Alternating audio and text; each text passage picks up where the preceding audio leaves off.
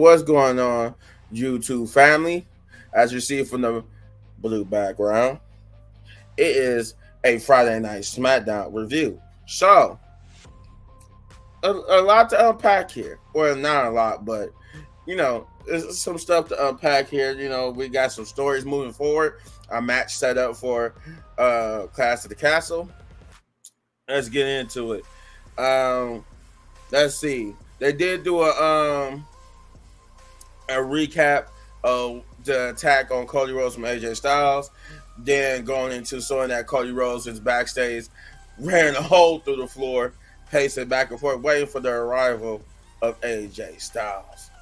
But the first official thing that happens on the show is the Bloodline promo, where Paul Heyman afraidly helps Solo Sikoa anoint Tonga Loa into the bloodline, and then it was a double anointment because he anointed Tama Tonga, the new right hand man, and that until Roman, and then he also mentions that until Roman Reigns comes back, he is the interim, or he is the tribal chief basically until Roman Reigns comes back. And then Paul Heyman informs them that I think Tama Tonga tells Paul Heyman that they could have let him get destroyed last week by Kevin Owens, but they saved him by the orders of the tribal chief. Which we call it, Paul Heyman then responded by saying that, by warning them that Kevin Owens is looking for a fight for any and all members of the bloodline, and out come Kevin Owens music hit, and he will come and get into a brawl. Just like crazy Kevin Owens is, he just jumped into the ring, get into a brawl with them, and will just fight them to no end. The Street Profits would come out to even it up, and that's how we end this promo. We did get a backstage promo continuation of the Bloodline with Solo Sikoa ordering Paul Heyman to set up a 6-man tag for the main event later on tonight. And that if Paul Heyman don't do it, then the main event will be in their locker room between Paul Heyman and Tama Tonga. And Paul Heyman decided to go do that. Then we will get the first match of the night, which is Jade Cargill and Bianca Belair versus Candice LeRae and Indy Hartwell. I guess this was set up because Candice was upset about how Indy was treated last week and bullied into a match with Jade. But Nick Aldis would rectify that by saying that since her knee is better, that she would that it wouldn't be Indy Hartwell versus Jade. It would be a tag team match where both of them facing Jade and Bianca. And that's just how we got here. This was a good match. I like that Shayna Blazer and Zoe Stark and Issa Dawn Elbow Fire sold up. This was a pretty good match. They worked over Bianca for the Jade hot tag, and Jade came in and kicked some butt. This was a pretty good match. Standard match. Jade and Bianca would get the victory with them like celebrating, but then they would get jumped again by Zoe Stark and Issa Dawn Elbow Fire. But this time Bianca and them would get the upper hand because they start fighting with each other. After they got rid of Bianca and Jade, Zoe Stark and them was both holding up the championships, and Issa Dawn Elbow Fire would fight just Shayna Blazer and Zoe Stark, only for Jade and them to come back and clear the ring, and this time to stand tall for good. Then we get a backstage promo with Cody Rhodes where he's still pacing, waiting, and Nick Aldis is trying to persuade him not to go through with this, to not let it go, but to not be here when he arrived, because he don't want them to get into a brawl. It's not in the best interest that they get into a brawl fight. But Cody Rhodes told Nick, "You of all people should know, I ain't gonna let this go, and that I gotta do what I gotta do." And Nick always just sits there and nods and backs off. But this won't be the last time we see this. And then we got Apollo Crews, who was, I guess, getting ready for a match against Angel Garza or Humberto. He was supposed to go against one of them, but then he would get attacked by the guy Del Fantasma, and that match would never happen. Then we get we get the second match of the night, which is Johnny Gargano versus Grayson Waller. This was a good match. The thing going into this match was they said that Grayson Waller and Austin Theory worked out what happened from last week, where Grayson Waller said that he made Austin Theory relevant, but as the match went on, things would happen again where Grayson Waller was like, it was knocked to the outside by Johnny Gargano, and Johnny Gargano was about to do like a springboard onto Grayson Waller, but Austin Theory happened to be there to try to help Grayson Waller, and Grayson Waller would like pull Austin Theory into the path, and Austin Theory would take the springboard, and Grayson Waller would use that to get use that distraction and misjudge the distraction from accidentally hitting Austin Theory instead of Grayson Waller. He would use that to get the victory. Pretty good match, but the story here they tell that there's a little bit of dissent and something wrong with Grayson Waller and Austin Theory. Then we got a continuation of that previous Cody Rhodes promo where Cody Rhodes is like sitting backstage, is still pacing and waiting, and this time Nick Aldis, security guards come up to Cody Rhodes and followed by Nick Aldis, and we see that's what he went and did. He just left to go get security, and he informed him the reason why he got security is because he was just informed that AJ Styles himself that AJ Styles was pulling up any minute now, and security is to keep them from fighting. And sure enough, AJ Styles do pull up. Cody Rhodes tried to go after AJ, but the security guards were getting in the way, and thus Cody Rhodes would get angry. And then he came up with an idea, so he started walking towards the stage, out to the ring. And this would be your camera shot from, like, the cameraman following the person from backstage to the ring. And thus we get to the main segment, which is Cody Rhodes promo, where he basically gets out into the ring and he calls out AJ Styles, begging him to come out to the ring, that they don't need security. AJ will come out and mess with Cody, telling him, look how mad he is, look how bad he wants to fight him. He's like, but it doesn't matter about what you want, it's about what I want. You want to fight me so bad, then give me what I want. And then what he wanted is, a shot at the WWE Championship.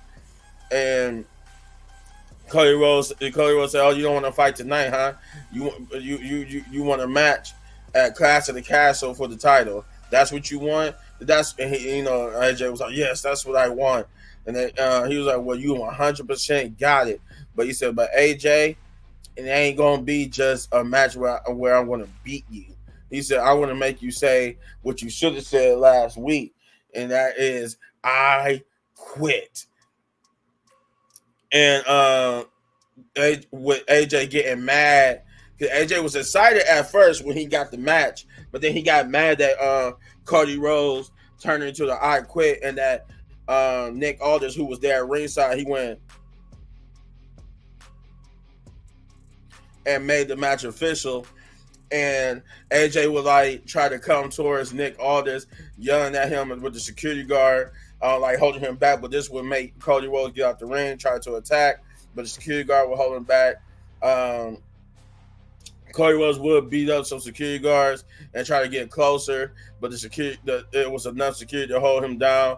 But AJ would take advantage of this and strike Cody Rhodes while still being held by the referees. And when he tried to get up to get after after AJ Styles, Cody Rhodes would get restrained again. And then we will find out that the match is official for Clash of the Castle later on in the night. Then we got Bianca Belair and Jade Cargill backstage, where there where they announced that it's going to be a triple threat tag team match at Clash of the Castle for the WWE tag team titles, which will feature themselves, Shayna Baszler, Zoe Stark, and Issa Dawn and Alba Fire. Um, then we got a match that was started because of that took place. This next match was because the attack by Legado del Fantasma on Apollo Crews left them without a match, and I forgot that LA. I think it was in that Apollo Crews segment. LA Knight would confront Nick Aldis about Logan Paul not being there, and he would get mad that Logan Paul wasn't there, and he found out that Logan Paul was like in some type of Tetris tournament, and then Carmelo Hayes would interrupt, and then that's when talking crap, and that's what LA Knight was like, wait a minute, you told me you had a gap to fill since you don't since the Apollo Crews match is not going to happen. I'm starting to get a sense that I know what you can fill that match with, and since I'm here, Carmelo's here, we got two guys that could go. So basically, this match was made official, which is now the third match of the night, which is LA Knight versus Carmelo Hayes, which was a good match. It really was. It was a good match. I like Carmelo Hayes. I like his cockiness. I like that. And sometimes when LA would do moves that usually like he flip him up over his head, and instead of dropping to his back and going my back, he just he rolls through it and gets up and I like that cockiness, and he does it multiple times throughout the match. Carmelo Hayes, but it was a pretty good standard match. It was a pretty good standard match with Carmelo Hayes trying to get the roll up victory with holding it tight, but LA Knight will reverse it and get the roll up victory of his own, giving LA Knight the victory. Then we get a backstage promo with Tiffany. They gotta stick together basically because she's like the princess of the ring, and while Nia is the queen of the ring, something like that. And they have to something about, like I said, sticking together. But after Nia okay, whatever that was, and then she turns around and bumps into Mia. She said, "Oh, you again? You're gonna regret keep trying to step up to me." And she said, "Why don't you go do like AJ should have did and actually retire?" And because he said something about AJ, she grabbed this cup with some Coke in it. It looked like it was Coke, like Coca-Cola, whatever. She throws it on Nia. Nia will push her, but it was the segment was hindered by the fact that it really was some liquid. So when Nia kept trying to, they were trying to, do the segment, she kept slipping. She kept slipping on the actual water, and they would get into a brawl. And if you notice though, in that segment, Nia was in her ring gear, but she did not have a match. So that usually means that somebody was in a ring gear, but you don't see a match for them on the actual show. They had a dark match after the match was over. But they had to separate the two with Mia yelling that you don't talk about AJ like that. And eventually, I think it was announced that later on the night it will be a match between the two for next week's Smackdown. Then we got a Bayley promo where she comes and talks about Piper Niven and basically respected Piper and looking for the face Piper. But this would bring out Chelsea Green and Piper Niven.